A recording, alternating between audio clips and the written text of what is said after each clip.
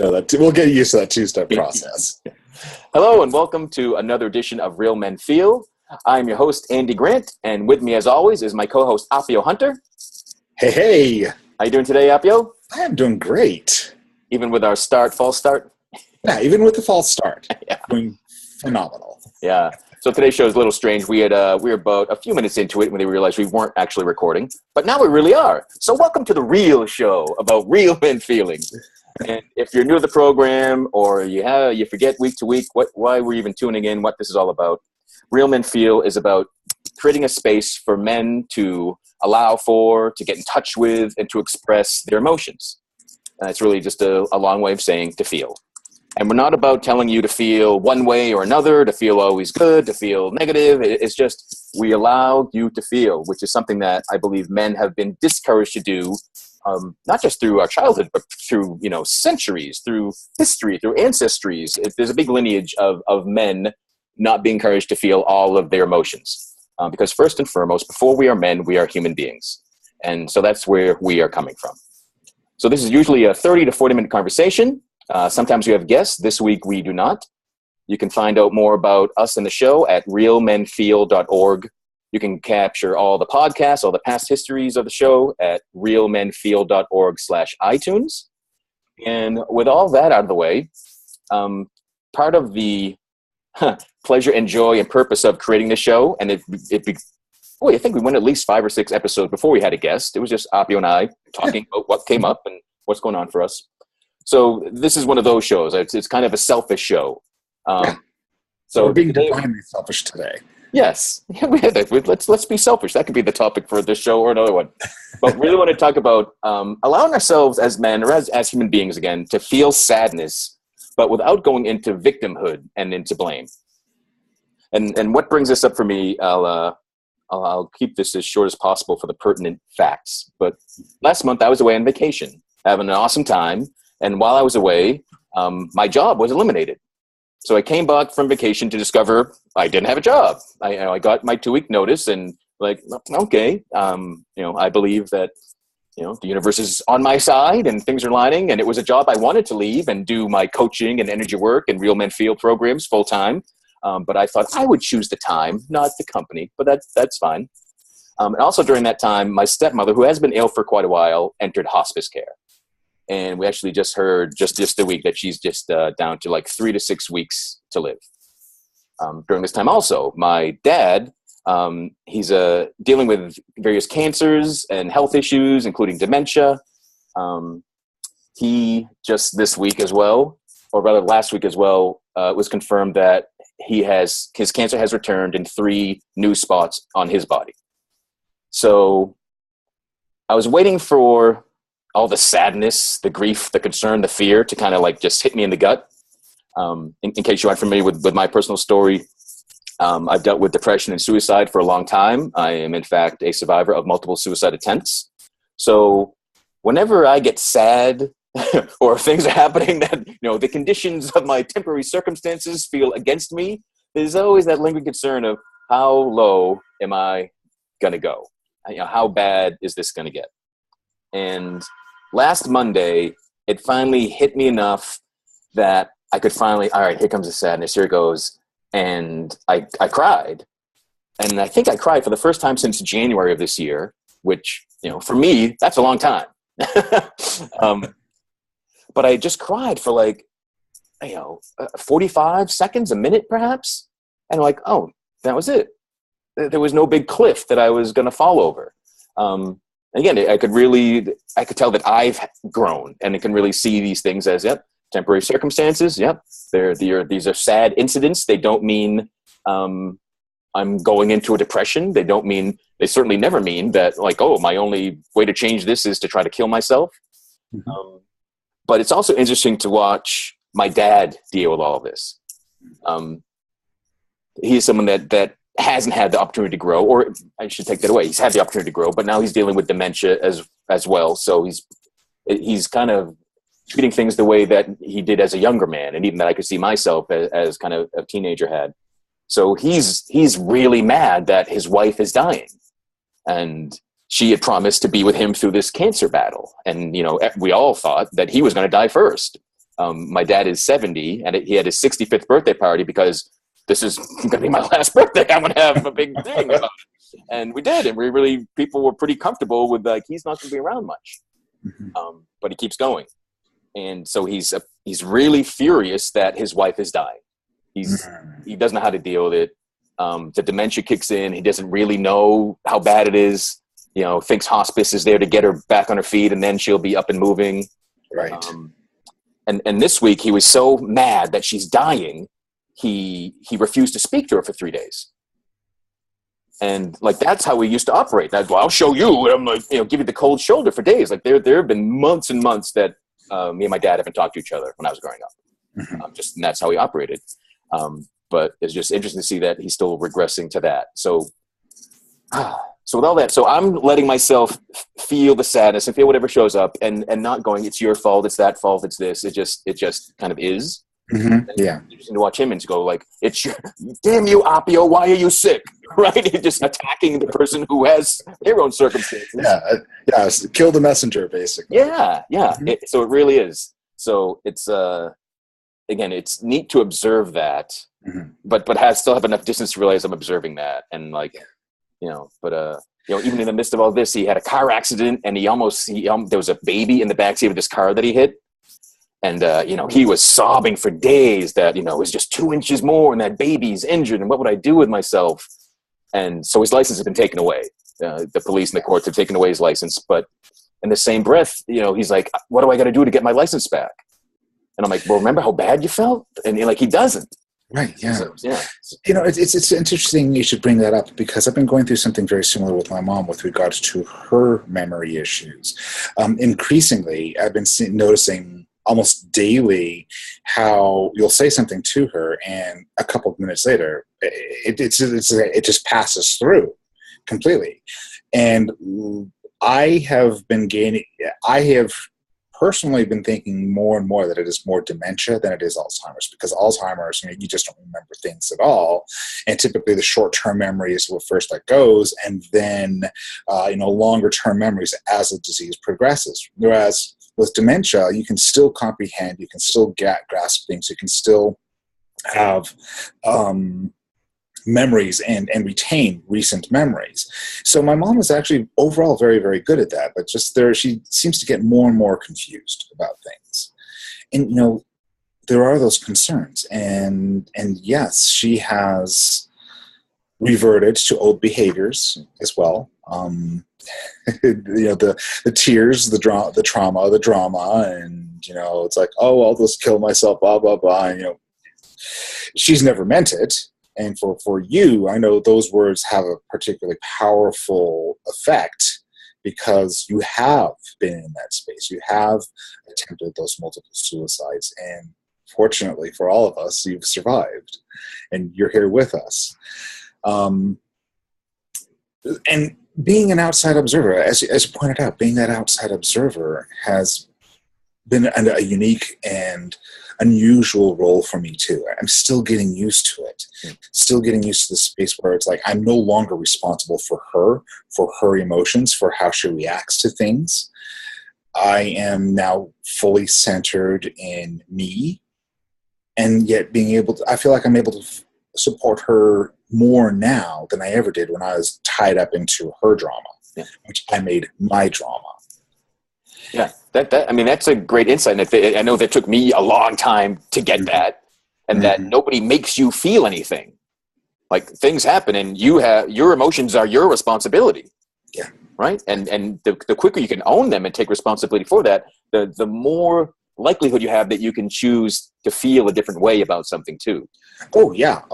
And that's one of the, as you know, I've been doing the principles of joy, and as I've been channeling and so forth, and I've been sharing those principles.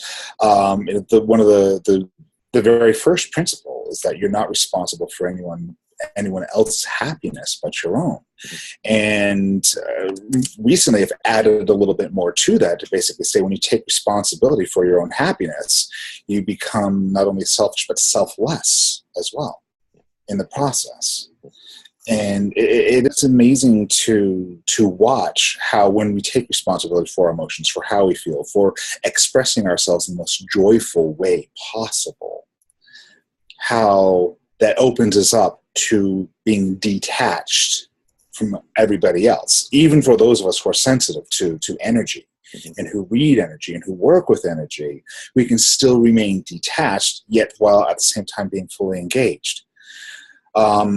That speaking to the whole sadness component and being able to cry, I too have, you remember how back in February my dad transitioned.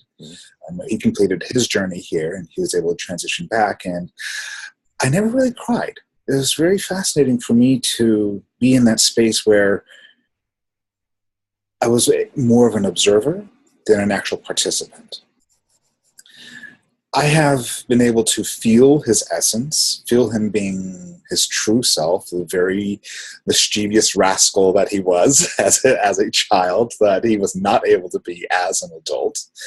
I've felt him truly rejoicing in the fullness of himself and expressing himself as he's always wanted to express himself.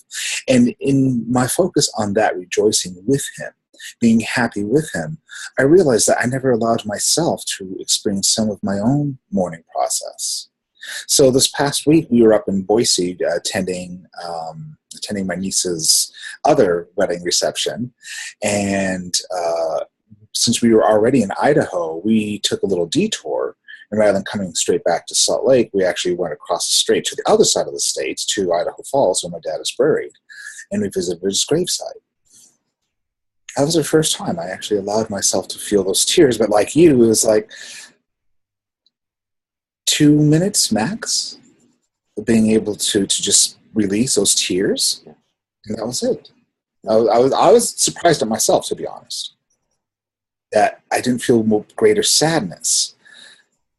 But I guess because both of us have in our journeys of growth, as we've learned more about ourselves and as we have served others in that capacity, we have found ourselves being able to be stronger in our own challenges that we're faced with. Yeah, I often tell people that, all emotions serve us. And when you're in the space that you can feel whatever emotion shows up in that moment, it passes quickly and easily, and it's not forever. And, I find when I had the years of stuffing emotions and not feeling anything and numbing myself with alcohol or drugs or any sort of distractions to not feel my own pain that I had been in, those were times when I started crying. Yeah, I could bawl for hours, days, weekends, because there was so much pent up. And now I'm at the point, so my sadness of any given moment is truly the sadness of that moment only. Yeah, yes. Fourth principle of joy. It's so funny. Every emotion you feel is an expression of the totality of your experience and your existence. So when you allow them to flow, you always go right back to that center of joy again. And you're so right. It is in this moment. Yes, because even my dad's, talked about, do I even want to live anymore? And, and I don't think I could be around that and not be triggered if I hadn't gotten all of, my carriage of that emotion out.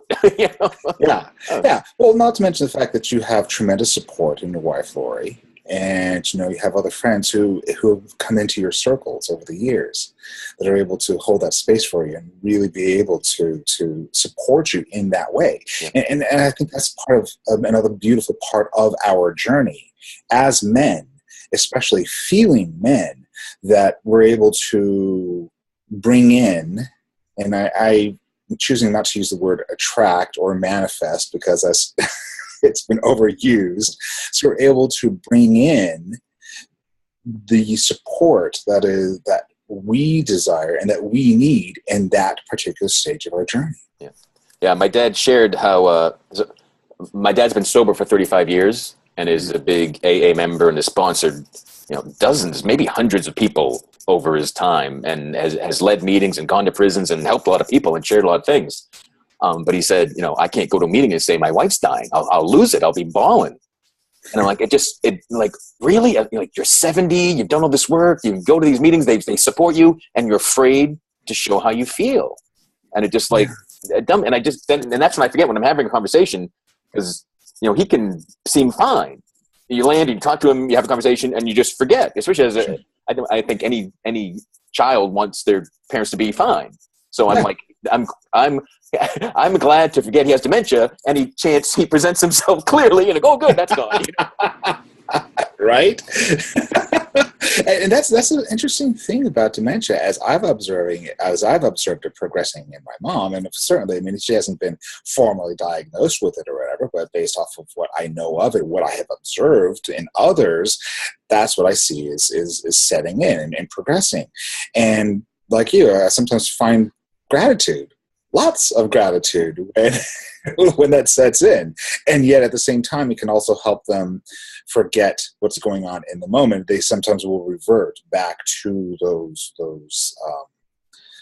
old behavior patterns because that's what's familiar to them. To the point where, for instance, when she is very, very scared, every time I've been in the hospital with her and she's in a very scared state, she reverts to Portuguese. She completely forgets that she's spoken English longer than she's spoken Portuguese. But because that's what she grew up with, she just reverts. And so sometimes people are like, what's she saying? And if I'm present, I'm able to tell them, and I'm able to translate. But yeah, I find that the earlier that we can create those habits of living in the now, of being aware of our emotions, being fully tied into them, and allowing them to flow, the better when we reach those stages in our lives that we're able to accept them and not be afraid of them. Yeah, it's funny, talking of gratitude.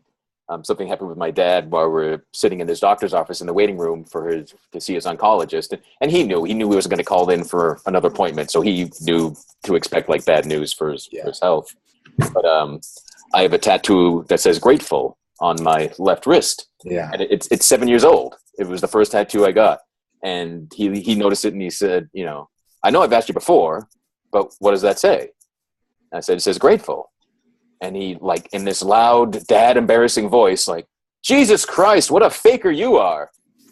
And I read your article about it. I just want, I wanted to walk out and just like have every fight of a 13-year-old with this old man. But I just had to turn away and breathe. And, it was the blog post. I said, fuck you. I love you. Love you. And stayed there. But that's his notion of a joke. Like he thought he was like, passing time and like, busting balls and having sarcastic jokes but he said his jokes and his seriousness are said with the exact same facial expression. So you have no idea. I know. It's funny how there are people in our lives, and it seems like everybody has at least one person in their life that they're serious all the time. But when they say something funny, you're not exactly sure how you're going to react or how you're supposed to react. Yeah, especially with dementia. Yeah, are you making a joke, or have you forgotten how the doorbell works? Like I can't tell. Yeah. So as I am getting ready to move on to the next stage of my life, and transitioning. Some people know the story, some people have not. But a couple of years ago, when we were downsizing, my mom invited us to come and live with her, which we've basically been renting space from her, living as much as we possibly can as tenants in her home, which has presented its challenges because she still sees both me and my husband, as being her children. Which can be, and we were doing this, so that she could benefit financially, so we could be present to help her out with certain things, but it has just created a huge drama for everybody involved. So we decided, we really do need to have our space. As much as it was all well-intentioned to be there to help her out, to rent the space from her and everything else, it just has not worked out the way that we had anticipated in some ways. In other ways, it's been great because all of the boundaries that needed to be drawn, I was able to draw in that relationship. I bring this up because now that we are moving into our new space, I am somewhat concerned because I have observed daily the progression of the dementia, the confusion, how she gets really confused very easily, very uptight very easily. And yet I also know that she's okay because she is so feisty, so determined to just keep going on, that whatever sadness I feel about stepping away, I also know that she's okay because she is surrounded by people who do care about her. As challenging as she can be, there are people who care about her. I am nearby. I can always come if there's a real emergency. And it also creates more space for us to be able to have a better relationship. So I'm concerned, I'm sad, and yet at the same time I'm able to be detached and realize that, again, I'm not responsible for her feelings of emotional wellness. I'm not responsible for her happiness. And in the process of me doing this work for myself and with others, I've been able to little by little help her come along and reach a point where I feel like, yes, she is in that space now where she is much more aware of taking responsibility for herself, and that it is no longer necessary to expect everybody else to behave in a particular way so that she can feel better. And she's retaining it in spite of the dementia. So it's like, yeah. We're almost we were considering almost the flip of your situation. There's already permanent around-the-clock care at my dad's house. Mm-hmm. But when my stepmother passes finally, Lauren and I were talking about, well, does it make sense that we move into that house? Does it make sense that we pay people to live there as opposed to us live there? And I think I raised it like 2 weeks ago, and just my stepmom was like, "You don't want to do that." And I didn't even like raise the possibility with my dad yet. But Jen just had the, I don't think I could live through his jokes. But again, to be in my grounded and allow the sadness of the situation and live with a victim who is going to be like blaming and again, he's probably, maybe it's because the last thing he control is like a fight. Yeah. So he'll make a drama about a lot of things. I'm like, yeah, all right. House, and that creates a whole new other set of questions that you start asking yourself. Okay, they're total strangers are going to be more willing to, or less willing, I should say, to put up with the crap. But then you start asking your questions because you hear all the stories of CNAs that abuse their patients and so forth, and you get paranoid. You're thinking, okay, if we get somebody who's a home health aide to come and help your dad and everything else, is this person going to be able to handle your dad's outbursts? Yeah. I have the same concerns for myself. It's like, will I know that eventually either my brother has an open invitation to my mom to go stay with her. They have a little in-law suite for her where she can stay. She doesn't want to go because she doesn't want to go to an entirely new state, learn and not be able to drive or have her independence or anything like that. I can understand that. I absolutely appreciate it. And yet I also have the concern of, if we decide to go ahead and hire a home health aide to help her with the cleaning and other things, will that person be able to handle her extreme pickiness? Her paranoia about her plants. One time when I was having an argument with her about, my shoulder happened to brush against one of her plants. She's like, "Be careful with the plants." I'm like, "Mama, these things have been outside. They've been blown by the wind. Trust me, my shoulder brushing against it isn't going to be a big deal." Then she started into her whole thing about the plants and everything else, or the only thing that she has. And I just said, every neighborhood has a crazy cat lady. Ours has a crazy plant lady. And so those little things are what I'm concerned about. Will the aides be able to handle it? Is there somebody going to resign in frustration? Or worst case scenario, will they take it out on her physically? Yeah. I don't know. And I choose not to go down that path, but it, yeah, I was gonna say, the more you worry about it, the more it's likely to happen, and it's also. Lori, do you have a question? She does. Okay, let's go ahead and unmute her. Great. Hey. So it's not really a question. It's when you are looking for aids, look for a company that specializes with dementia patients. Then they hire people who are trained to handle the craziness, the outbursts, the unknown. You don't want just a home health aide, you want a specialist in dementia. And they exist everywhere. There are companies that specialize, because we've been looking into it. So there are companies that specialize in dementia patients at home. So it's a whole different ballgame, so that they can be at home until they can't be. That's wonderful to know. That's absolutely wonderful to know. Yeah. So there's very different agencies out there that, thank you for that. Some will do home health and some specify in dementia treatment.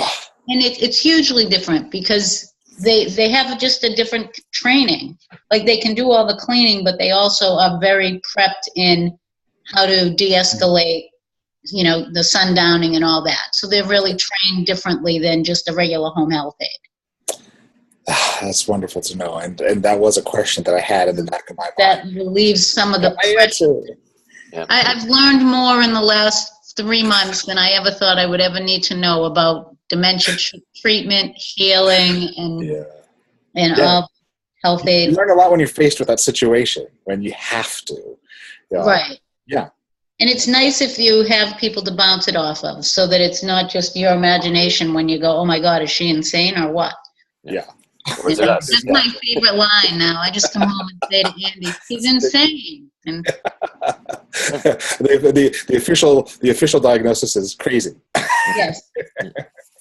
And not said with meanness, but you do sort of have to remind yourself of that. So, when you're feeling everything, because everything will come up, all your own triggers about everything are going to come up. And especially if it's your parent, so I'm helping Andy take care of his, I've stepped in as the caregiver, and it's a lot easier for me because I do not have a lifetime of baggage with his father. I have the last 20 years, but not, I don't have my not a lifetime. Yeah, a smaller bag. Right. But it makes a handbag, a carry-on. It makes a big difference because things that he says to me aren't triggering me from the very core of my being when I was 5 and he said such and such. Right. So it's very different. So it really is important to bring other people in. Oh yeah. So that because they're trained in it and it will help you even if it's not all the time, but like a couple of days a week. Mm-hmm. Like, you know what? We're gonna have somebody at the house so they're gonna go shopping with you. A few hours a week, just to ease her into the care instead of what we had to do was we went from no care to 24 hours a day within less than a week. Wow. It was no care to, oh my God, we have it constantly. Right. And he didn't want it, and he fought it and resisted it, and now is used to it. But so the good thing about dementia, you forget what you were fighting against. I've always lived with all these people, I guess. Right. Yeah. So there are positive aspects to everything. Yeah. For sure. And it helps for any situation, but especially if you're around people that are strong enough to go through with some humor too.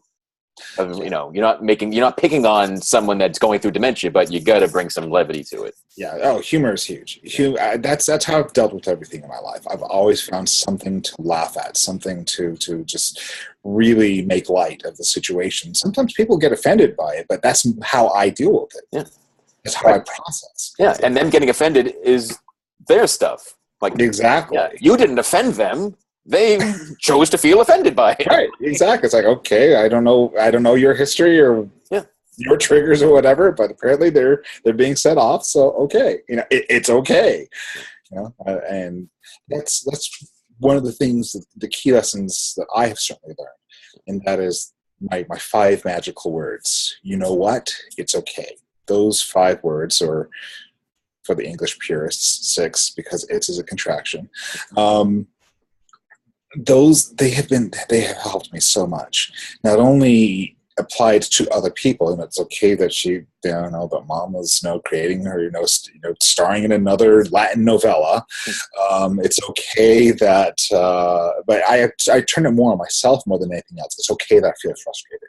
It's okay that I feel angry. It's okay that I've had my explosion and I've let it all out. I might feel embarrassed about it, but that's okay too. Whatever emotions I'm feeling, it's okay. Let them flow, let them go, keep them moving. Yeah, they all lead to the next one, and they all assist you. Absolutely. Yeah. They all assist you. And when we learn to be okay with it, and we learn to stop labeling and stop judging ourselves, especially. Yeah. What a journey that's been for both of us, right? Oh yeah, you got to ease up on the judgment big time, especially when you're dealing with someone who's judging. Letting go of judgment when you're interacting with a judgmental person is like even. And that's the whole cultural thing that we're faced with as well, especially as men. We are faced with always judging. In fact, yes, women have their own sets of judgments that they have, but men are harshly judgmental. Well, I think it's part of the human experience, to be honest. Men judge ourselves and we judge other men in different ways. But ultimately, the result is the same. It is we become emotional infants. We don't know how to process. So we process in sometimes very self-destructive ways. Addictions of all sorts. I'm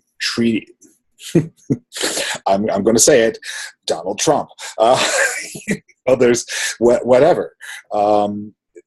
There just are so many ways that those symptoms of our emotional,